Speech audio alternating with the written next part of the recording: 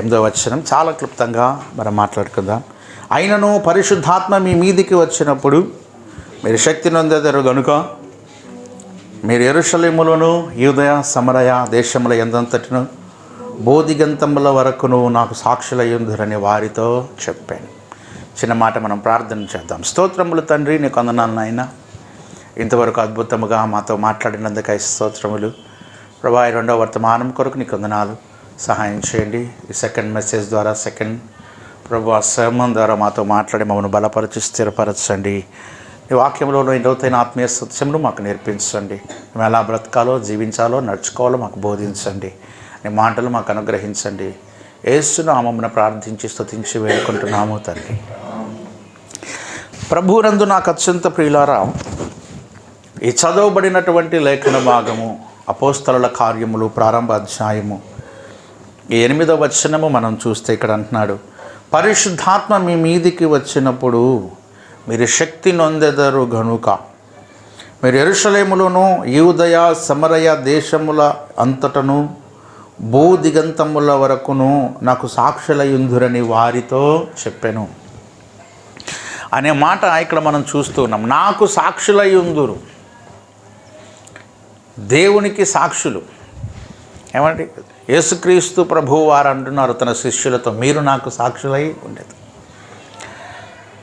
ఎక్కడ దాకా సాక్షులై ఉంటారట వీళ్ళు అంటే చూడండి ఏమన్నాడట, యూదయలోను యెరూషలేములోను సమరయలోను తర్వాత బోధిగంతముల వరకు నాకు సాక్షులై అంటారు. ఎట్ ప్రజెంట్ వాళ్ళు ఎక్కడున్నట్టు యెరూషలేము అనే పట్టణంలో ఉన్నారు. ఆ యెరూషలేము అనే పట్టణము యూదయ అనే ప్రాంతంలో ఉంది.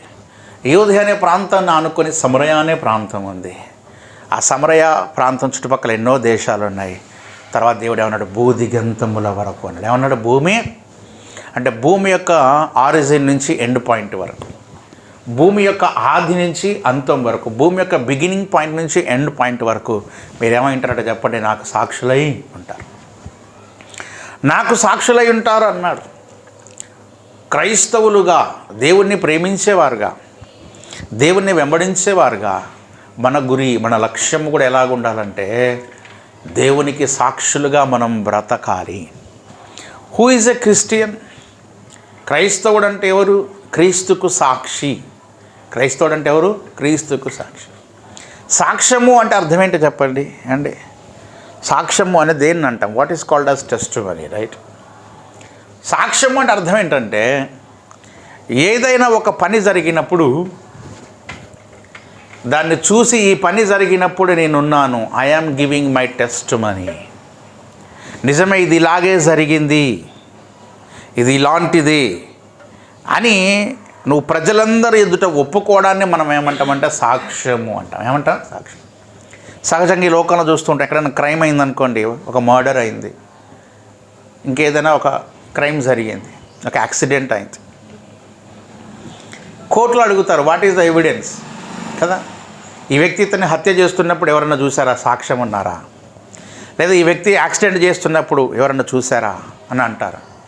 ఐ విట్నెస్ ఎవరైనా ఉన్నారా అని అడుగుతారు. అప్పుడు ఫలానా వ్యక్తి అవునండి ఇతడు చంపుతూ ఉంటే నేను చూశాను కల్లారా, నేనున్నా నా ప్లేస్లో అని సాక్ష్యం చెప్తారు. I am witness to the particular murder. ఆ యొక్క హత్యకు నేను సాక్షి, నేను చూశాను అతడు చంపుతూ ఉండగా అని లోకము ఎదుట, సమాజం ఎదుట, న్యాయమూర్తి ఎదుట మనము సాక్ష్యం చెబుతాము కదా. సాక్ష్యము చెప్పడం అంటే జరిగిన ఒక పనిని గూర్చి ప్రజలందరికీ తెలిసే విధముగా ఒప్పుకొనుట కదా, దాన్ని సాక్ష్యము అని అంటాం. ఇప్పుడు మనం కూడా చెప్తాం ఫలానా వ్యక్తి ఎలాంటి వాడు అని అడిగారు అనుకోండి, నిన్నే సాక్షి నుండి అతడు చాలా మంచివాడు, దయగలవాడు, మంచి కార్యాలు చేసే వ్యక్తి, అతడు చాలా మంచివాడు అని ఒక సాక్ష్యం చెప్తాం కదా, సాక్ష్యము కదా. అతని గురించి పెళ్లి సంబంధాలకు పోయారనుకోండి, ఎంక్వైరీ స్టార్ట్ చేస్తారు. ఎట్లాంటి వాడు పిల్లోడు, మంచోడైనా, భార్యను చూసుకోగలుగుతాడా, కొడతాడా, తిడతాడా, వ్యసనాలు ఏమైనా ఉన్నాయా అని అడుగుతారు. లేదంటే అతడు చాలా మంచోడండి, మా బజార్లో ఆయనకే చాలా మంచి పేరు ఉందండి అని చెప్తారు. సాక్ష్యం కదా. అలా సాక్ష్యం అంటే ఒక వ్యక్తిని గూర్చి కానీ, ఒక సంఘటనను గూర్చి కానీ మనం ప్రొక్లెయిమ్ చేయడం, ప్రకటన చేయడాన్ని మనం ఏమంటామంటే సాక్ష్యము అని అంటాము. ఇప్పుడు దేవుడు ఏమంటాడు, మీరు నాకు సాక్షులు, మీరు నాకు సాక్షులు. Because the Jews are not going to believe in Jesus. యేసును బట్టి, యేసు చేసినటువంటి కార్యములను గూర్చి యూదులు విశ్వసించేటువంటి పరిస్థితుల్లో లేరు. యేసు యొక్క సువార్తను అంగీకరించేటువంటి పరిస్థితుల్లో ప్రజలు లేరు. ఆయన యొక్క దైవత్వాన్ని అంగీకరించే పరిస్థితుల్లో వాళ్ళు లేరు. కాబట్టి నా దైవత్వమును గుర్చి, నేను చేసినటువంటి కార్యములను గుర్చి లోకానికి మీరు ఎలాగుండాలట, సాక్షులుగా ఉండాలి. ఒక మాట మీరు బాగా గుర్తుపెట్టుకోండి, Christian life is not an ordinary life, it is a whole and soul responsible life. బాధ్యతాయుతమైనటువంటి జీవితం. బాగా గుర్తుపెట్టుకోండి. క్రైస్తవ్యం అంటే ఏంటండి? ఒక బాధ్యత కలిగినటువంటి జీవితం అండి. ఇది సామాన్యమైనది కాదు. లోకం యొక్క కనుదృష్టి మొత్తం మీ మీదే ఉంటుంది. మనుషుల యొక్క చూపంతా మీ మీదే ఫోకస్డ్గా ఉంటుంది. Because you are a born again person and you are witnessing to the lord Jesus Christ. నువ్వు నూతన జన్మ అనుభవంలోనికి వచ్చినటువంటి వ్యక్తివి, క్రీస్తు అనేటువంటి ఒక దేవునికి నువ్వు సాక్షివి, ప్రతినిధివి. కానీ you must be very careful and responsible. కొంతమంది చూస్తాం responsible father and mother. Responsible అంటే వారి యొక్క బరువు, బాధ్యత. ఈ కుటుంబం యొక్క పరువు నిలబెట్టడం నా బాధ్యత. ఇప్పుడు నన్ను బాగా ఉన్నత సంపన్న కుటుంబంలో పుట్టారనుకో, రాజు కుటుంబంలో పుట్టారనుకోండి, ఆ కుటుంబం యొక్క పరువు ప్రతిష్టలు నా మీద ఉన్నాయి, పరువు పోకుండా కాపాడాలి అని అంటారు కదా, దానికి తగినట్లుగా ప్రవర్తించాలి అంటారు కదా. అలాగే క్రీస్తు సువార్త కొరకు, క్రీస్తు యొక్క దైవత్వము కొరకు నువ్వు ఒక సాక్షిగా పిలువబడ్డావు. So you have to be very responsible. దాని కొరకు నువ్వు చాలా బాధ్యతాయుతంగా ఉండాలి. లోకంలోని అందరి వల్లే మనం ప్రవర్తించొద్దు, అందరిలాగా మనం ఉండొద్దు, అందరిలాగా మాట్లాడొద్దు, అందరిలాగా చూడొద్దు. మనలో ఏమున్నదనంటే దేవుని పరిశుద్ధాత్మ ఉన్నది, మనలో దేవుని వాక్యము ఉన్నది. అందుకనే మీరు గమనించినట్లయితే పరిశుద్ధ బైబిల్ గ్రంథములో ఒక మాట చాలా చక్కగా రాయబడి ఉన్నది. మనము ఎలా జన్మించామో, ఎలా పుట్టామో, దేనికి జన్మించామో ఏమండి కనబడింది. దయచేసి యాకోబు రాసిన పత్రిక 1వ అధ్యాయము 18వ వచనం. ఆయన తాను సృష్టించిన వాటిలో మనము ప్రథమ ఫలముగా ఉండున్నట్లు సత్యవాక్యము వలన తన సంకల్పము ప్రకారము మనలను ఆయన కనే. ఆయన మనలను కనేను. We are born again. born again అంటే ఏం చెప్పండి? తిరిగి జన్మించరు. నికోదేము అడిగాడు కదా యోహాను సువార్తలో, యేసుక్రీస్తు ప్రభువాడు ఒక మాట అన్నారు. ఏమన్నారు ఆయన? తిరిగి జన్మించాలి. ఏమండి? తిరిగి జన్మించకపోతే ఏమండి, క్రొత్తగా జన్మించకపోతే అతడు నా వాడు కాదన్నాడు. 3వ అధ్యాయం 3వ వచనం. అందుకు యేసు అతనితో, ఒకడు క్రొత్తగా జన్మించితేనే కానీ అతడు దేవుని రాజ్యమును చూడలేడని మీతో నిశ్చయముగా చెప్పొచ్చును. దేవుని రాజ్యాన్ని చూడాలంటే తిరిగి జన్మించిన అనుభవము, క్రొత్త జన్మ అనుభవం ఉండాలి. క్రొత్త జన్మ అంటే ఏంటి అని ఆ రోజుల్లో చెప్పినటువంటి ఆ మాట అక్కడ ఉన్నటువంటి యూదుల అధికారి అయిన నికోదేముకి అర్థం కాలే. ఆల్రెడీ నేను పుట్టాను, మా తల్లి గర్భంలో నుంచి పెరిగాను, ఇప్పుడు ముసలితనానికి వచ్చాను, మళ్ళీ కొత్త జన్మ అంటే నేనేం చేయాలా? మళ్ళీ మా అమ్మ కడుపులోకి పోవాలనా? మళ్ళీ మా అమ్మ గర్భంలోకి వెళ్ళి నేను ఎలా బయటికి రాగలదు? ఎలా సాధ్యం? ఆ ప్రశ్న ఉదయించింది. ఎవరికి చెప్పండి? నికోదేముకి. దేవుడు అన్నాడు, క్రొత్తగా జన్మించడం అంటే మళ్ళీ మీరు మీ తల్లి గర్భంలోకి వెళ్ళి మళ్ళీ బయటికి రావడం కాదు. కొత్తగా జన్మించడం అర్థం ఏంటంటే ఈ లోకములో ఉన్నటువంటి పాపమునకు సమాధి క్రీస్తులో నూతనముగా జన్మించడం. పాతవి గతించిన సమస్తమును నూతనమాయను. అంటే నీ పాత అలవాట్లు, పాత వ్యవహారాలు, పాత ప్రాచీన స్వభావము, పాత నేర స్వభావము, పాపనైజం అంతా కూడా మనం ఏం చేయాలి? సమాధి చేసేసి ఒక క్రొత్త వ్యక్తిగా తిరిగి జన్మించడమే నూతన జన్మ అనుభవం. అలా నూతన జన్మ అనుభవంలోనికి రావడానికి మనల్ని దేవుడు ఎలా కన్నాడట? తన సత్యవాక్య ప్రకారము మనల్ని కన్నాడట. అట్లా చెప్పండి. వాక్యం అనే బీజానికి మనం పుట్టాం, వాక్యము మనలోనికి వచ్చాం. కనుక మీరు గమనించండి, మీలో దేవుని ఆత్మ ఉన్నది, దేవుని వాక్యం అనే బీజమునకు మీరు జన్మించారు, మీలో పరిశుద్ధాత్మ నివాసం చేస్తున్నాడు. మీరు బాగా గుర్తించండి, మీరు దేవుని ఆలయము అన్నాడు. దయచేసి 1 కొరింథీ పత్రిక 3వ అధ్యాయము మీరు గమనించినట్లయితే ఏమండి, 1 కొరింథీ పత్రిక 3వ అధ్యాయం 16వ, మీరు దేవుని ఆలయమై ఉన్నారనియు దేవుని ఆత్మ మీలో నివసించుచున్నాడని మీరు ఎరుగరా అన్నాడు. మనం ఎవరమాట చెప్పండి? దేవుని ఆలయం. పాత నిబంధన కాలంలో సొలొమోను పెద్ద ఆలయం కట్టాడు, దాన్ని నెబుకద్నెజరు వచ్చి కూల్చాడు. మళ్ళీ ఎజ్రా నెహెమ్యాలు కట్టారు, మళ్ళా రోమా సైన్యం వచ్చి కూల్చేసింది కదా. కడుతున్నారు కూల్చేశారు. అయితే దేవుడు అలా భౌతిక సంబంధమైన ఆలయాల్లో ఉండడు. నీ హృదయమే ఒక దేవాలయముగా మార్చబడాలి. దేవాలయం అంటే దేవుడు నివసించే స్థలం. మీరు దేవుని ఆలయమై ఉన్నారు, దేవుని ఆత్మ మీలో. అది ఇప్పుడు ఇక్కడ కూర్చున్నారు అందరిలో ఏమున్నది చెప్పండి? దేవుని ఆత్మ ఉన్నది. నీలో ఏమున్నది చెప్పండి? ఈ మాట మీరు ఎప్పుడు మర్చిపోకూడదు, ఇగ్నోర్ చేయకూడదు. నువ్వు మారు మనసు పొంది రక్షణ పొందినటువంటి వ్యక్తివైతే, బాప్తిస్మ అనుభవంలోనికి వెళ్ళిన వ్యక్తివైతే, నీటి మూలముగా తిరిగి జన్మించిన అనుభవం ఒకవేళ నీలో ఉన్నట్లయితే, నీలో దేవుని ఆత్మ నివసిస్తుంది అనే సంగతి మీరు ఎప్పటికీ మరచిపోకూడదు. You should never ever forget this. ఎందుకంటే you are the living temple of the God. మనం ఎవరని చెప్పండి? దేవుని యొక్క ఆలయం. ఆ సంగతి ఎప్పుడు మర్చిపోకూడదు. మీలో దేవుని అభిషేకం ఉన్నది, దేవుని ఆత్మ ఉన్నది, దేవుని వాక్యం ఉన్నది. You are the responsible person and representative of the God in this world. ఈ లోకములో దేవునికి నీ ఒక ప్రతినిధివి, నీ ఒక సాక్షివి. చూడండి, యేసయ్య ఎంత గొప్ప కార్యం చేశాడో.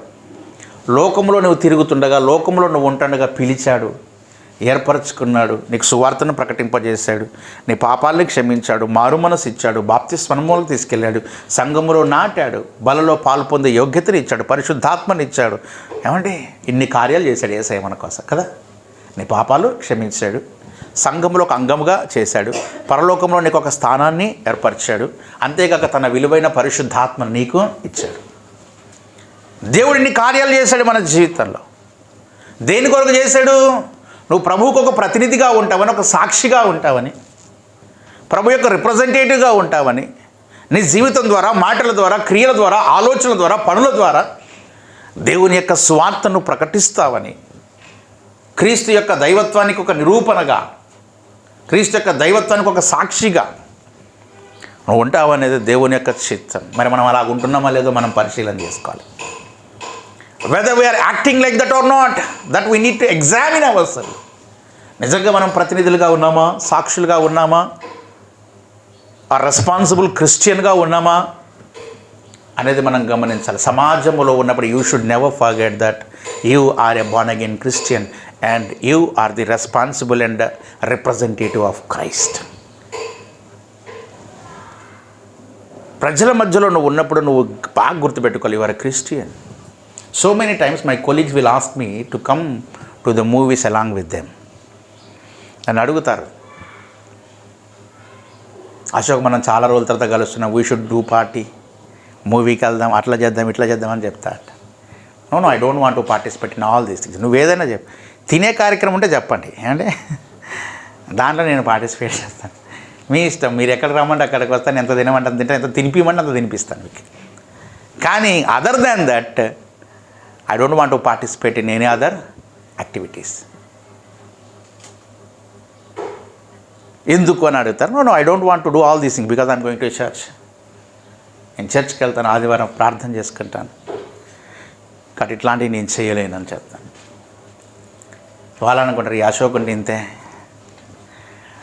సరే నిన్ను బట్టి మా ప్లాన్స్ చేంజ్ చేసుకుంటామని చెప్తారు అండి. అది అంటే గమనించండి, ఒక 10 మెంబర్స్ గ్రూప్ ఆఫ్ మెంబర్స్ కలిసి we're going to do this, please come and participate along with us అని మనం అడిగినప్పుడు మనం ఏం చెప్పాలి? No I'm not a such kind of person because I'm a born again Christian. I never do such kind of things. అలాంటి పనులు నేను చేయను. Because you are the representative of Christ. అప్పుడు మా ఫ్రెండ్ ఏమన్నాడు తెలుసా? I know one of my friend is like you only. You Christians never come to the movies along with us. అప్పుడు మావాడు ఏమంటున్నాడంటే, నీలాగా ఉంటాడా మా ఫ్రెండ్ కూడా, వాడిని కూడా సినిమాకి రారంటాడు, అస్సలే రాడు. ఏమనంటే నేను చర్చికి పోతా అంటాడు. అంటే చూడండి how they are building the testimony of Christ. అప్పుడు వారికి ఒక ఇంప్రెషన్ వచ్చింది, క్రైస్తవుడు అంటే ఓహో వాళ్ళు సినిమాలకు రారు, అడిగినా వేస్ట్, వీళ్ళతో ఏదైనా మంచి పనులే ప్లాన్ చేయాలి కానీ చెడ్డ పనులు మనం వీళ్ళతో ప్లాన్ చేయలేము అనేటువంటి ఒక సాక్ష్యం అన్నది బిల్డ్ అయిందా లేదా మీరు చెప్పండి. అది దేవుడు నిన్ను ఎందుకు ఏర్పరచుకున్నాడు, నువ్వు సాక్షిగా ఉండు అని చెప్పాడు. నిన్ను ఎంతగానో ప్రేమించి నీ మీద ఒక బాధ్యత పెడితే నువ్వు దాన్ని ఒమ్ము చేస్తే ఎంత అవుతుంది? ఇప్పుడు నేను చెల్లెలు ఆవని పిలిచి ఒక గాజు పాత్ర అప్పగించి, చెల్ల ఇది ₹1,00,000 పెట్టి కొన్నాను, ఇది కింద పడకుండా చాలా జాగ్రత్తగా చూసుకోరా, నేను ఇక్కడ దాకా పోయేస్తా అని చెప్పింది అనుకోండి, ₹1,00,000 అయితే నాకేంది, 1,00,000 అయితే నాకేంది, బొక్క అయితే అన్నకే బొక్క కానీ నాకేంటి అని ఆడ పెట్టిపోయింది అనుకోండి, అది పగిలిపోయింది అనుకోండి, అది ఏమవుతుంది చెప్పండి? హృదయం ఎంత బద్దలవుతుంది కదా. అది హౌ షీ ఈజ్ ఇర్రెస్పాన్సిబుల్. ₹1,00,000 అని చెప్పి చెల్లిని బాగా నమ్మి ప్రేమించి బాధ్యతగా ఉంటుందని చెప్పి ఈ ₹1,00,000 కుండీ తీసుకెళ్ళి ఆవిడకి ఇస్తే పడేసిందా అనిపిస్తుందా? లేదా చెల్లి అట్లా చేయదనుకోండి, ఉదాహరణకు చెప్తాను. అండి ప్రభు కూడా అంతే, నిన్నెంతగానో ప్రేమించి తన పరిశుద్ధాత్మనిచ్చి తన వాక్యమునిచ్చి బలలో పాలు పంపులు ఇచ్చి నిత్యరాజ్యంలో మీకు ఒక స్థానం ఇచ్చి పరలోకంలో నీకు ఒక గృహాన్ని నిర్మిస్తూ ఇన్ని ఆధిక్యతలు ఇచ్చినప్పుడు how you are so irresponsible to be a representative of God in this world. ఈ లోకంలో మనం ఎందుకంత బాధ్యరాహితంగా ఉంటాం? నిజంగా ఎంత అద్భుతమైనటువంటి, మీరు నాకు సాక్షులు అన్నాడు యేసయ్య. ఏమన్నాడు చెప్పండి? మీరు ఎప్పుడైనా ఫీల్ అయ్యారా అండి? మనం కొన్నిసార్లు కొంతమందికి ఇస్తాం కదా, నేను బాగా నమ్మాను, నువ్వే నన్ను గట్టెక్కించాలి అండి, నీ మీద నేను నమ్మకం పెట్టుకున్నాను అంటే వాళ్ళే మన ముంచారనుకోండి, ఎట్లుంటుంది పరిస్థితి? ఇగో నేను పలానా వాళ్ళని బాగా నమ్ముతున్నాను, వీళ్ళే సాక్షి, వీళ్ళు చెప్తారు, వీళ్ళు సూపర్ డూపర్ బ్లాక్ బాస్టర్ అన్నాం అనుకోండి, వాళ్ళే వచ్చి మన ఏం చేస్తారు? అప్పుడు ఏమవుతుంది పరిస్థితి? ఎంత హృదయం బద్దలైపోయింది అబ్బా అనుకోండి. యేసయ్య కూడా అన్నాడు ఇక్కడ కూర్చున్న వాళ్ళందరితో, మీరు నాకు సాక్షి. ఇగో ఈ చెల్లి, ఈ తమ్ముడు, ఈ అన్న, ఈ అక్క, ఈ అమ్మ, వీళ్ళందరూ నా బిడ్డలు, నా వాక్యానికి సాక్షులు, నా మరణానికి సాక్షులు, నా పునరుత్థానానికి సాక్షులు అని చెప్పారనుకోండి, దానికి తగిన విధముగా మనం ప్రవర్తించకపోతే దేవుని హృదయం కూడా ఏమైపోయింది? కాబట్టి గుర్తుపెట్టుకోండి, ఈ సమాజంలో మనం జీవించేది కొంతకాలమే, మనమేమి 1000 సంవత్సరాలు 10,000 సంవత్సరాలు బ్రతామా అంటే? ఆల్రెడీ సగం జీవితం అయిపోయింది, అయిందా? చాలామంది సంతోషంగా పుట్టినరోజు జరుపుకుంటూ ఉంటారు కదా. నాకు పుట్టినరోజు జరుపుకుంటే మంచిదే, కేక్ తినొచ్చు, కూల్ కేక్, ఏమంటే బాగానే ఉంటుందిలే. కానీ పుట్టినరోజు అంటే అర్థం ఏంటి? చచ్చిపోవడానికి ఒక సంవత్సరం దగ్గర పడ్డట్టు, అంతేనా? హ్యాపీ బర్త్డే అంటే వాళ్ళు ఏముంది హ్యాపీ? 30,000 31 వచ్చినాయి అనుకోండి, అవునా కదా? క్యాలెండర్లో ఒక రోజు తగ్గినట్ట కదా, అదే ఒక పుట్టినరోజు. అట్లనే ఎవరు చేసుకోకుండా సుమి, అందరూ చేసుకోవాలా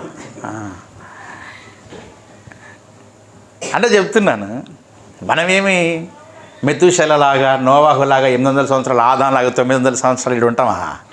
మా అంటే 60 70 ఓ 80 ఓ 100, అంతకుమించి ఎప్పటికైనా పోవాల్సిందిగా. కానీ ఉన్నంత కాలం మాత్రము మనం ఎట్లుండాలట? దేవునికి ఉన్న కొద్ది కాలంలో దేవునికి ఒక ప్రతినిధిగా రోషముగా బ్రతకాలి. పరిశుద్ధ బైబిల్ గ్రంథంలో చూడండి, స్టెఫను 7వ అధ్యాయం అపోస్తల కార్యాలు మీరు గమనించినట్లయితే, అపోస్తల కార్యములు 7వ అధ్యాయంలో ఆయన ఏమన్నాడు చెప్పండి? 54 వారి మాటలు విని కోపంతో మండిపడి అతనిని చూచి పండ్లు కొరికిరి. అయితే అతడు పరిశుద్ధాత్మతో రెండుకి ఆశ తెరిచి దేవుని మహిమను, యేసు దేవుని నిల్చున్నాన్ని చూచి ఏమండి, అప్పుడు వారు పెద్ద కేకలు వేసి చెవులు మూసుకొని ఏకముగా అతని మీద పడిరి. పట్టణపు వెలుపలికి అతన్ని వెళ్ళగొట్టి రాళ్ళు రువి చంపిరి. సాక్షులు సౌలోను ఒక యవనుని పాదముల యొద్ద అతని వస్త్రములు పెట్టిరి. స్టెఫనుకు ఒక సమస్య వచ్చింది. ఇప్పుడు ఆ పట్టణంలో వారందరూ క్రీస్తుకు వ్యతిరేకంగా ఉంటే స్టెఫను మాత్రం ఏమన్నాడు చెప్పండి? యేసయ్యే దేవుడే. 100 మంది మూగారు, రాళ్ళు పట్టుకొని ఉన్నారు. ఇప్పుడు చెప్పు స్టెఫను, యేసు దేవుడు కాదు అని చెప్పంటే స్టెఫన్ ఏమంటున్నాడు? యేసే దేవుడు, ఆయన దేవుని కుమారుడు, దేవుని కుడిపార్శ్వమున ఆసీనుడై ఉన్నాడని చెప్పారు.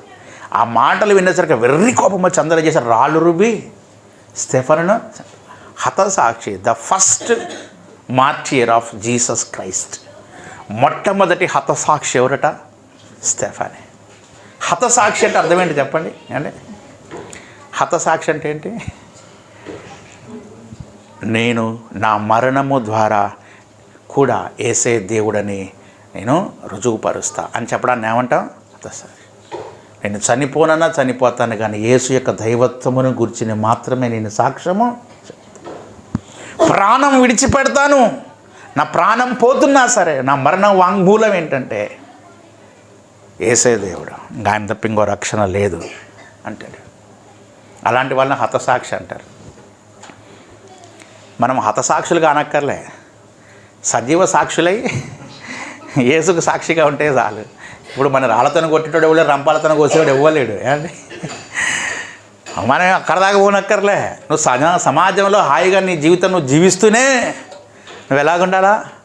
దేవుడికి ఒక సాక్షిగా ఉండాలా. ఎలాగుండాలి? దేవుడికి ఒక సాక్షి.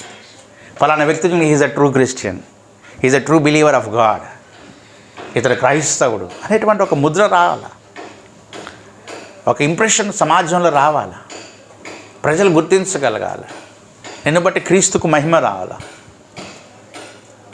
స్టెఫన్ లాంటి వ్యక్తులు చనిపోతూ ప్రాణం విడుస్తూ కూడా ప్రభువుని విడిచిపెట్టలేదే.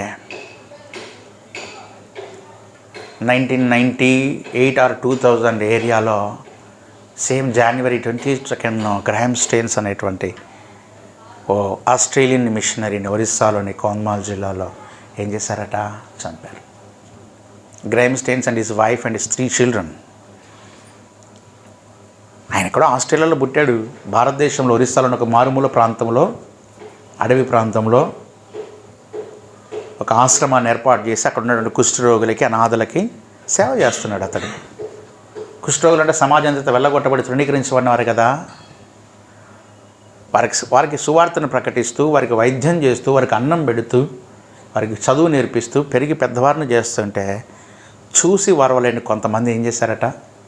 స్టెయిన్స్ గారు తన పిల్లలు ఒకరోజు రాత్రి ఎక్కడికో వెళ్ళి తిరిగి వస్తుండగా ఆ జీవును చుట్టుముట్టి ఏం చేశారట?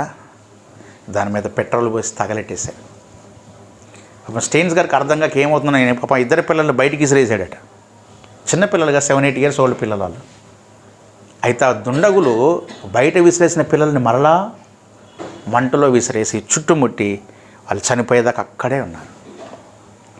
ఎందుకు చెప్పండి? దేని కొరకు స్టెయిన్స్ గారు చనిపోయారు? ఆయన హత్య చేశాడా? దారిదోపిడి దొంగ కాదుగా. దేవుని గూర్చినటువంటి సాక్ష్యమును గూర్చి. దేని గురించట? దేవుని గూర్చిన. కొందరేమో చనిపోతూ కూడా యేసే దేవుడిని మొత్తుకుంటుండగా మనం బ్రతికుండి ఎందుకు సాక్షులుగా బ్రతకలేకపోతున్నాం అనేది నా ప్రశ్న. అర్థమైందండి? కొందరేమో ప్రాణాపాయం వచ్చి చనిపోయి ప్రాణాలు అర్పించి చనిపోతున్నామని తెలిసి కూడా యేసే దేవుడిని ఒప్పుకుంటూ ఆయన మహిమ కొరకు, ఆయన నామము కొరకు తమ ప్రాణాలను విడిచిపెడుతుండగా మరి మనం ఎందుకు సజీవులుగా ఉండి సుఖముగా, శాంతముగా, ఆనందంగా జీవిస్తూ ప్రభువుకి ఎందుకు సాక్షులుగా ఉండలేకపోతున్నాం? ప్రభువుకి ఎందుకు ప్రతినిధులుగా ఉండలేకపోతున్నాం? ఒక బాధ్యతాయుతమైనటువంటి క్రైస్తవుడిగా మనం ఎందుకు ఉండలేకపోతున్నాం?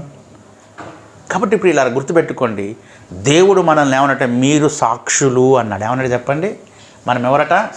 అందుకని అపోస్తలులు కూడా చూడండి, వాళ్ళు ఎంత చక్కగా మాట్లాడుతూ వచ్చారో.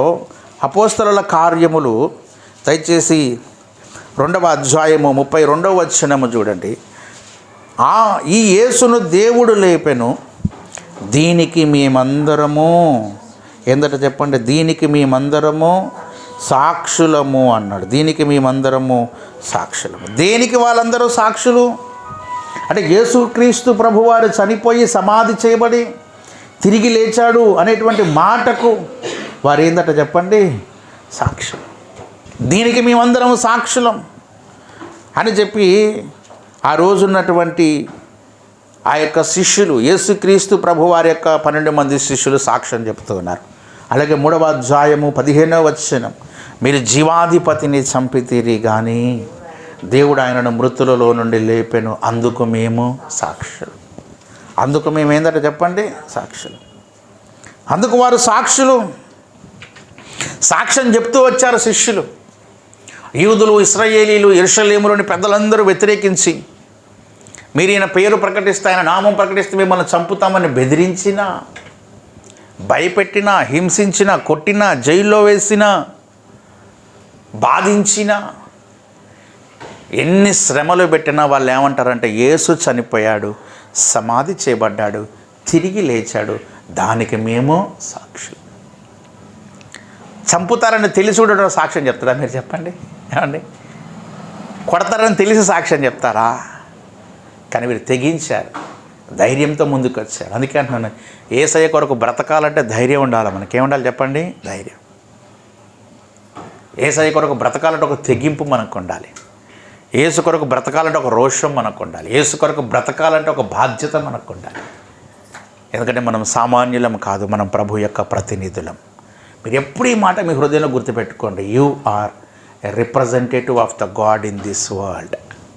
మీరు ఎవరు చెప్పండి? ప్రభువుకు ఒక ప్రతినిధి, మీరు ప్రభువుకు ఒక సాక్షి. మీ జీవితం ఒక సాక్ష్యంగా ఉండాలి. ఏం చెప్పండి? మీ జీవితం ఒక సాక్ష్యముగా ఉండాలి, మీ మాటలు సాక్ష్యముగా ఉండాలి. అలాగే యేసు యొక్క సువార్తకు మీరు ఒక సాక్ష్యముగా మీరు ఉండాలి. అర్థమైందా? ఏమండి, ఎలాగ ఉండాలట చెప్పండి? మనము దేవుని యొక్క సువార్తకు ఒక సాక్ష్యముగా మన నోటి ద్వారా సాక్ష్యం చెప్పగలగాలి. మన బ్రతుకు, మన ప్రవర్తన, మన మాట తీరు, మన ఆలోచన, మన జీవన విధానము ఏమండి దేవునికి ఒక సాక్షిగా మనం ఉండాలి. అదే కదా దేవుడు నిరంతరము మన దగ్గర నుంచి కోరుకునేది కదా. అవునా కదా?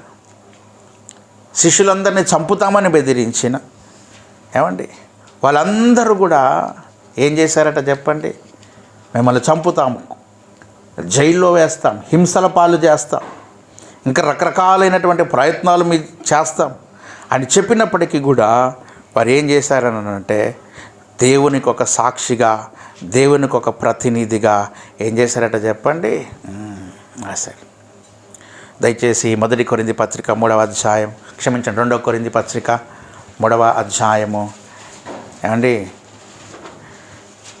ఆరంభ వచనం ఒకసారి చదవండి. దీన్ని బాగా గుర్తు తెచ్చుకోండి. 2 Corinthians chapter 3 and verses 1. మమ్మును మేమే తిరిగి మెప్పించుకొన మొదలుపెట్టుచున్నామా? కొందరికి కావలసినట్టు మీ వద్దకైనను మీ వద్ద నుండైనను సిఫారసు పత్రికలు మా హృదయం మీద రాయబడి ఉండి మనసు కొందరు తెలుసుకొనుచు చదువుకొనుచున్న మా పత్రిక మీరు కారా అంటున్నాడు. ఏమంటే చెప్పండి? 3వ వచనం, రాతి పలక మీద కానీ సిరాతో కానీ వ్రాయబడక మెత్తని హృదయములు అను పలక మీద జీవము గల దేవుని ఆత్మతో మా పరిచర్య మూలముగా వ్రాయబడిన క్రీస్తు పత్రిక అయి ఉన్నారని మీరు తేటపరచుచున్నారు. చాలు ఈ వచనం చదివారుగా ఏమర్థమైంది చెప్పండి? అంటే మీరు ఎన్నోసార్లు బైబిల్ స్టడీలో, బైబిల్ రీడింగ్లో ఈ మాట చదివి ఉంటారు కదా. What is the meaning of this versus? ఈ మాటలకు అర్థం ఏంటి? పౌలు ఏమంటున్నాడు? కొరింథీ పత్రికలో కొరింథీలతో మాట్లాడుతున్నాడు. ఎవరు వీళ్ళు? కొరింథీ. మేమేమైనా మెప్పించుకోవాలనా? మమ్మల్ని మేమైనా ప్రూవ్ చేసుకోవాలన్నా సమాజానికి వాట్ వీ ఆర్ అని? నేను మంచోని అని చెప్పుకోవడానికి సమాజానికి ప్రూవ్ చేయాలనా? లేదా నేను ఫలానా ఇది అని సమాజానికి ప్రూవ్ చేయాల్సిన అవసరం ఏముంది? అవసరం లేదు కదా. ఎందుకంటే ఎవరి దగ్గర నుంచి కూడా మేము మంచి వాళ్ళము, మేము దేవుని ప్రతినిధులము, మేము దేవుని సేవకులము, మేము సువార్త పనివారము, మేము ప్రభు యొక్క సువార్తను ప్రకటించేవారము, పరిశుద్ధులము అని మాకెవరు కూడా ఒక రికమెండేషన్ లెటర్ మీకు ఇవ్వాల్సిన అవసరం లేదు. ఎవరు కితాబు ఇవ్వాల్సిన అవసరం లేదు. ఎవరు మాకు సాక్ష్యము చెప్పాల్సిన అవసరం లేదు. ఎందుకు అంటే అని పౌలు గారు చెప్తున్నాడు. ఎందుకంటే మా హృదయముల మీద రాయబడి ఉండి మనుషులందరూ తెలుసుకొనుచు చదువుకొనుచున్న మా పత్రిక మీరే కదా అంటున్నాడు. మా పత్రిక మీరే. ఆ పత్రిక ఎవరట? కొరింథీలే. అంటే పౌలు ఎంత ప్రయాసపడ్డాడు, పౌలు ఎంత సువార్త ప్రకటించాడు, పౌలు ఎంతగా సిన్సియర్గా దేవుని పని చేశాడు, పౌలు ఎంత సాక్షిగా ఉన్నాడు అని ఎవరైనా తెలుసుకోవాలంటే కొరింథీ పట్టణంలోకి వెళ్ళి ఆ కొరింథీలో ఉన్న సంఘం చూస్తే అర్థమైపోయింది. ఆ సంఘాన్ని కట్టిన వారు ఎవరట? పౌలు. వాళ్ళందరూ బ్రతుకులు మార్చిన వారు ఎవరట? పౌలు. వాళ్ళని చూస్తే ఓహో, అంటే ఆ సంఘమే ఒక పత్రికలాగా, ఒక సాక్షిలాగా ఉంది చేసిన పనికి. పౌలు, నువ్వేం చేసావయ్యా ఇన్ని సంవత్సరాలు? నువ్వేం ప్రకటించావయ్యా? ఏం సువార్త చెప్పావయ్యా? ఎంతమందిని రక్షించావయ్యా? ఎంత ప్రార్థన చేసావయ్యా? ఎన్ని సంఘాలు కట్టావయ్యా? ఎంతమందిని మార్చావయ్యా అని వాడిని అడిగితే, నేనేం చెప్పనక్కర్లేదు, కొరింథీ వెళ్ళండి, ఆడ నేను కట్టిన సంఘం ఉంటుంది, ఆడ చూడండి తెలిసిపోతుంది అంటాడు. అంటే ఆ ప్రజలే ఒక పత్రికలాగా ఉన్నారట. కింద చూడండి ఏమన్నాడు చెప్పండి. రాతి పలక మీద కానీ సిరాతో కానీ రాయబడక మెత్తని హృదయములు అను పలక మీద దేవుని జీవము గల దేవుని ఆత్మతో మా పరిచర్య మూలముగా రాయబడిన క్రీస్తు పత్రిక అయి ఉన్నారని అట. కొరింథీ సంఘం ఎట్లా ఉంటుందట? It is just like a letter of Jesus Christ. క్రీస్తు పత్రిక. ఇప్పుడు ఒక లెటర్ వచ్చింది అనుకోండి, చదువుకుంటే తెలిసిపోయింది సమాచారం కదా. ఈ రోజుల్లో అంటే అందరికీ వాట్సాప్, ఏమంటే ఇన్స్టాగ్రామ్, ట్విట్టర్ ఇట్లాంటి అన్ని అకౌంట్స్ ఉన్నాయి కదా. ఏదైనా ఇన్ఫర్మేషన్ పాస్ చేయాలనుకుంటే it just a fraction of సెకండ్స్లో you can pass your information, right?